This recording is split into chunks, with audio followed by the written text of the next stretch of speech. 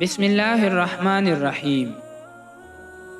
حضرت داؤد علیہ السلام کی قوم کے 70,000 آدمی عقبہ کے پاس سمندر کے کنارے ایلا نامی گاؤں میں رہتے تھے، اور یہ لوگ بڑی فراخی اور خوشحالی کی زندگی بسر کرتے تھے۔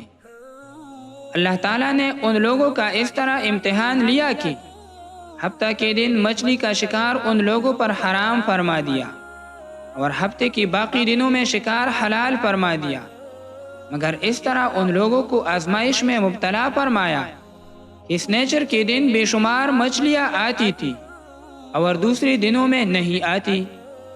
تو شیطان نے ان لوگوں کو یہ حیلہ بتا دیا کہ سمندر سے کچھ نالیاں نکال کر خشکی میں چند ہاؤس بنا لو، اور جب سنیچر کے دن ان نالیوں کی ذریعہ مچھلیاں ہاؤس میں آ جائے تو نالیوں کا منہ بند کر دو، اور اس دن شکار نہ کرو بلکہ دوسرے دن آسانی کے ساتھ ان مچھلیوں کو پکڑ لو۔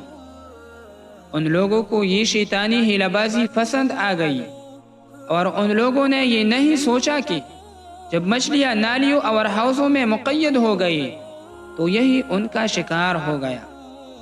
تو سنیچر ہی کے دن شکار کرنا پایا گیا جو ان کے لیے حرام تھا۔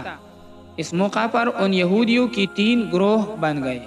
کچھ لوگ ایسے تھے جو شکار کی اس شیطانی ہیلہ سے منع کرتے رہے اور ناراض و بیزار ہو کر شکار سے باز رہے، اور کچھ لوگ اس کام کو دل سے برا جان کر خاموش رہے، دوسروں کو منع نہ کرتے بلکہ منع کرنے والوں سے یہ کہتے کہ تم لوگ ایسی قوم کو کیوں نصیحت کرتے ہو جنہیں اللہ تعالیٰ ہلاک کرنے والا یا سخت سزا دینے والا ہے۔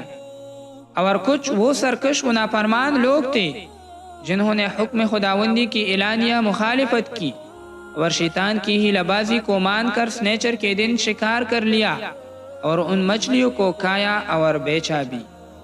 جب نافرمانوں نے منع کرنے کے باوجود شکار کر لیا تو منع کرنے والی جماعت نے کہا کہ اب ہم ان معصیت کاروں سے کوئی میل ملاپ نہ رکھیں گے۔ چنانچہ ان لوگوں نے گاؤں کو تقسیم کر کے درمیان میں ایک دیوار بنا لی اور آمد و رفت کا ایک الگ دروازہ بھی بنا لیا۔ حضرت داؤد علیہ السلام نے غضبناک ہو کر شکار کرنے والوں پر لعنت فرما دی۔ اس کا اثر یہ ہوا کہ ایک دن خطا کاروں میں سے کوئی باہر نہیں نکلا، تو انہیں دیکھنے کے لیے کچھ لوگ دیوار پر چڑھ گئے، تو کیا دیکھا کہ وہ سب بندروں کی صورت میں مسخ ہو گئے ہیں۔ اب لوگ ان مجرموں کا دروازہ کھول کر اندر داخل ہوئی تو وہ بندر اپنے رشتہ داروں کو پہچانتے تھے اور ان کے پاس آ کر ان کے کپڑوں کو سونگھتے تھے اور زار و قطار روتے تھے، مگر لوگ ان بندر بن جانے والوں کو نہیں پہچانتے۔ ان بندر بن جانے والوں کی تعداد 12,000 تھی۔ یہ سب 3 دن تک زندہ رہے اور اس درمیان میں کچھ بھی کھا پی نہ سکے، بلکہ یوں ہی بھوکے پیاسے سب کے سب ہلاک ہو گئے۔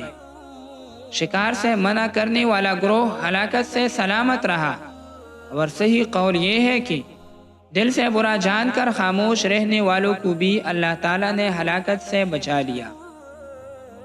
اس واقعہ کا اجمالی بیان تو سورۃ البقرہ کی اس آیت میں ہے۔